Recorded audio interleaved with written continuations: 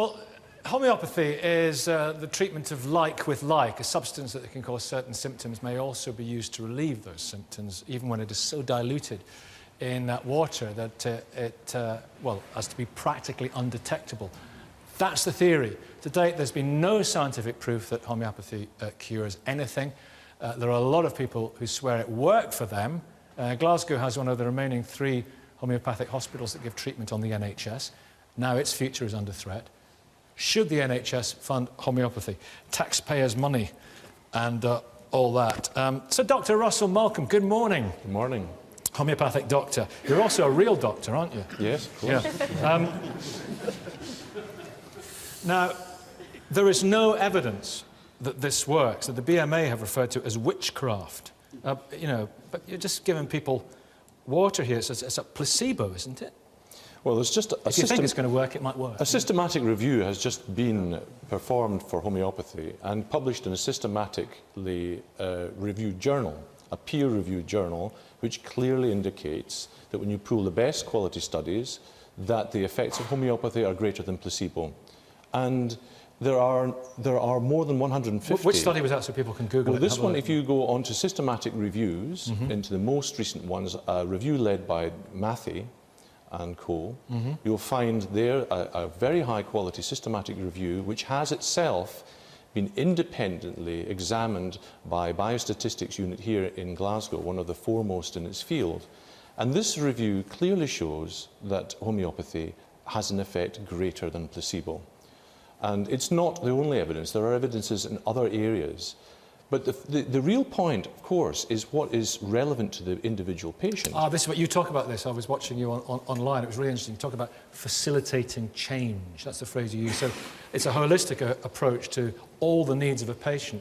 Now, some would say that's sitting down and having rather more time with somebody that you might within the NHS. So it's about, you know, having a nice talk and being looked after and a bit of verbal therapy. Well, it's a bit more practical than that because 75% of the patients who attend the NHS clinic that I run, who are attending for side effects of tamoxifen, are having a direct and practical response. I mean, they are waking with fewer night sweats, they're having a better daytime energy, and this is mirrored in other case series up and down the country at various places. This is a practical approach to symptomatic problem in patients where there is no orthodox treatment management. Okay, right. Evan Harris, Dr. Evan Harris, a lot of, you know, most doctors will not come on and debate this because they think that gives it a false equivalence, homeopathy. But we're hearing because they won't debate whether the Earth is round or flat or whether the Earth goes round the sun or whether evolution is a fact. It's of that level. I mean, you said it was treating like with like. It's not treating something and it's not treating it with nothing. Okay? And there's no serious organisation, scientific or medical, that thinks that homeopathy is anything more than a placebo. That's why even here in Scotland, the Lanarkshire Health Board decided that they weren't going to fund your hospital anymore, and they knew that you could cherry-pick studies, as you do, and that's part of the pattern. And that's what you can't do. You can't say, oh, it worked for me, or there's this study here. You've got to look at the whole of the evidence. The House of Commons did, health boards are, and they're coming to the conclusion that it is placebo. Now, you can have a debate about whether the NHS should fund something that's a placebo, that's a sugar pill that makes people feel better. I think it shouldn't, because it's not worth it, okay? Because if it doesn't work and it just makes people feel better by deceiving them into thinking they're getting an active treatment, then it's unethical. And we've got beyond that. You have to explain to me then why the patients who I'm treating for side effects of tamoxifen haven't had a placebo response to clonidine or the other drugs that have been tried for them. They are being referred by general practitioners and secondary care healthcare professionals because they are running against the buffers in terms of what they can offer these patients.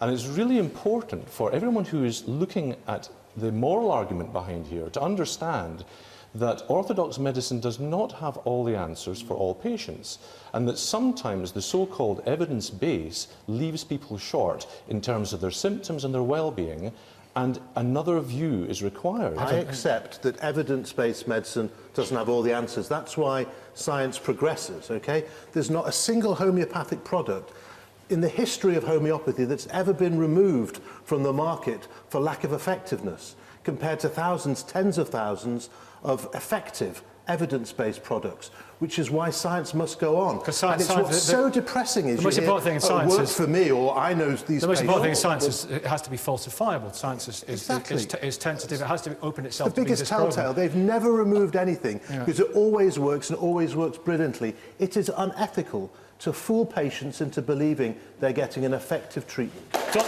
Dorothy Grace Elder. Well, I'm here as a health campaigner for people with chronic conditions. I do not personally use homeopathy, but I do use democracy. And this is what is being threatened. And you should know that. People are being denied a choice. And we also do not have proper facilities widespread enough for chronic conditions. Now, there's 18 million people in Britain who suffer from chronic conditions. So there should be a choice. Of course there should be a choice. Can you broaden that choice? Well, what if you want a shaman shaking his bones in front of you? Should you get... No, it's not like that. Well... It's not like that at all. The BMA is being bigoted. Absolutely bigoted. Is it? Now, what we've got happening in Lanarkshire regarding the hospital in Glasgow, the homeopathic hospital, is an absolute disgrace. 80% of people responded to a public consultation by the health board saying that they wanted that service to remain and Lanarkshire patients still to go to this homeopathic hospital in Glasgow. 80%. What happened? The board said no. They ignored the 80%. They just trashed the public. That is happening too much throughout Britain nowadays. So trampling over democracy. Ian Scott. Well, the question being discussed isn't does homeopathy work, it's should the NHS fund homeopathy. And because, of course, Professor Steve Jones, he himself reported to the BBC and made clear that there should not be, that there is a false equivalence often created in presenting science. And I think climate change and evolution. Exactly. And so I think he did make specific reference to This is one of those, I think absolutely. So should it be funded? So that's the interesting thing. You might, as Evan said, then say, from the starting point that homeopathy does not work, you might then say, let's have a discussion about whether or not the NHS should fund a placebo. I would agree with Evan, I'd say no, but Evan, being a qualified doctor, might be able to speak a bit more about why not. But no, we are quite certain that homeopathy does not work, and I think that any sort of discussions of whether it should be funded or not should take place on that basis. So Linda, why should something be funded that's 99% of the scientists say does not work? Why should we as taxpayers stump up for it? Well, it's interesting listening to this. I study religion for a living, and it sounds to me like a religious argument, actually. It's about two faiths clashing. It's about a secular faith clashing with one which says, actually, there's more in heaven and earth than science can prove. But there are plenty of Christians who are on Evan's side. There are plenty of religious people who are on Evan's side. So isn't that not where your argument falls down? No, I'm not saying it's religious versus irreligious. I'm saying it's two very dogmatic positions clashing here. It's about who has got the right to call themselves a healer in our society. It's clear that there are lots of people... Is it dogmatic to say that evolution's a fact or the Earth is round? That's not dogmatic, it's a fact. What you can't say just because someone... Not a fact. No, Alec, you don't have to come in. We're not discussing whether the Earth is flat. No, we're discussing homeopathy. And I'm going to come to you about prayer in just a moment. Please. The evidence here is not as clear-cut. There are many, many people who have benefited from homeopathy. And on the other side, the placebo effect is a major part of orthodox medicine, and we don't know what that does. Should we fund it, though? But we do fund that. Yeah. So why not fund homeopathy? Right. So why be so black and white about it? The answer is that it's a dogmatic clash. It's a bit like our UK equivalent of that. Let me try and meet you halfway. Creationism. The placebo effect is quite strong. It can be very powerful. Okay, so people think they're getting treatment, even if it doesn't have a physical effect.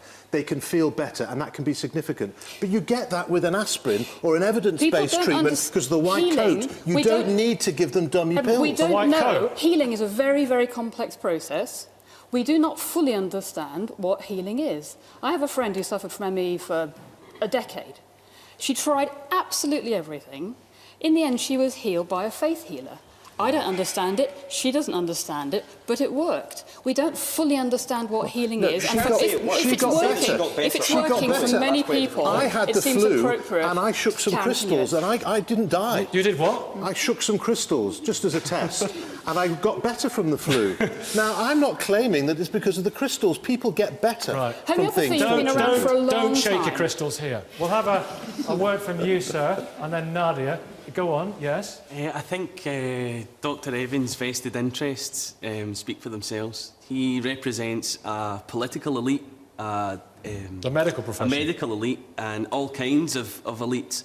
And his whole premise is based around we need to put things into our body that we create to make ourselves better. The reality is, and I think he's a bit mashugana for thinking that, I think the reality is that our own immune systems can heal us. We just need to facilitate that happening. Now, homeopathy, and I've had this from personal experience, I took organic farm level homeopathy. I don't know if that's slightly stronger than the diluted stuff you were talking about. It must be weaker to be stronger. But I actually, excuse me, I actually had the most vivid dreams. It was efficacious, in short, yeah? It completely transformed my whole existence. Now, that was based around the dream that I had after the homeopathy. You had a dream because of it, yeah? Because of it, and that dream led to me pursuing psychodynamic therapy and all other kinds of therapies in order to try and bring out what the dream brought out. I'm sure it's a good story in a second, but Nadia, it worked for you, didn't it? Yes, it did. I've got a rare bone disease. I'm one of 15 people that have this known condition called melorheostosis.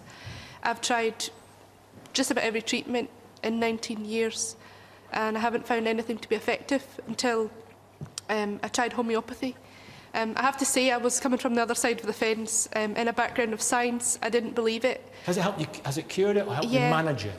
It helps manage it. Right, I'm still waiting for the proof. I'm due to have x-rays done again in July, and I'd be very interested to see, in terms of muscle density and bone density, to see what difference it's actually made. Well, and I would be quite looking forward to any advanced study in that area. well, wish you all the best with that. Thank you. Thank you for that. I want to talk a little bit now. Ian, you want to come back on that? I want to talk about prayer in a second with you, Pastor. Not being a member of a political elite or having any vested interest in the sort of pharmaceutical industry, Glasgow Skeptics is a grassroots not-for-profit organisation. We have pub meetings every week. There's one in Fracking tomorrow. Do come along. And so, you know, I have no vested interest. And the point I would make is, simply that the companies that generate all this income from drugs, from putting all this stuff into your body, they are the same companies that own, that produce homeopathy. They're also... That's simply not true. No? It's absolutely not true. It's big business, so it's a £40 million business. I think some of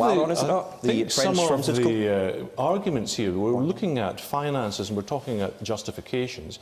If we simply examine the fact that orthodox drugs cause £2 billion worth of damage in terms of side effects every year in this country, and ask yourselves how many patients you've encountered that have either died, ended up with GI bleeding. I mean, one of our trials... What's GI bleeding? Gastrointestinal bleeding. Oh, got you, okay. One of our trials relates to effectiveness of homeopathy in hay fever. It's a very tightly controlled trial, double-blind, placebo-controlled trial, which fits all the parameters of modern scientific inquiry. Now, if we're looking at the treatment of hay fever, which has some evidence for its effectiveness, and ask ourselves what the recent evidence is around some of the hay fever treatments, we find that a lot of the orthodox hay fever treatments are responsible in the long term for increased incidence of Alzheimer's disease. Now, you give us a choice, or give the patient a choice about a risky interventionist treatment and a safe treatment with an evidence base. Okay, that's a point of lead. Let me come to Alex, because on the basis of this nonsense. The fact that there are it's side effects. Irresponsible for doctors to come on and make ex-cathedra statements about treatments. People watching might believe you. Well, let me come to Alex. Because you take a salary for doing homeopathy, okay? I don't take any salary from saying the truth, which is it does not work, and you shouldn't pay to deceive patients. Okay, Alex, I want to ask about the power of prayer. Now, you pray for You pray for patients sometimes. You pray I pray for entire members, wards. I pray for people who visit our church on a And you've got a regular woman. basis. You're telling me you've got a woman in your church. When she prays, her hands fill with oil. Yes. What's going on there? Well, I don't really know, but I believe that it has some kind of efficacious help. What oil is it? Well, What the oil Bible is it? says this. Paul says, anoint them with oil, lay hands on the sick, anoint them with oil, and when this woman, Edwina, begins to pray, it drips. It just drips. It starts to drip off her hand. I've never seen that before, but it's not totally unknown. Well, that's amazing. It is amazing. Can I just say one thing, if I might? Anybody, Dr. Evan is one of the most brilliant debaters and acute minds, sharpest people, and the nicest guys I've ever met. And I want to say this, but if he can say this, if he can say that evolution is a fact, Oh, for goodness sake. then Let me ask you about prayer. Let me ask about prayer. Yeah. Pray for some books for Christmas next year. Listen, let me ask you about prayer. Praying for entire wards, does that work? Well, it certainly has a help. People appreciate it. People feel better, as do when people go to homeopathy. They certainly feel better. It's about a feeling of internal well-being, Linda, which can help, yeah?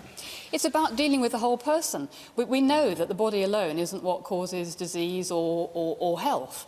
So there are many other treatments which deal with the whole person. That's their whole rationale, with the emotions, paying attention to you, recognising the problems you have.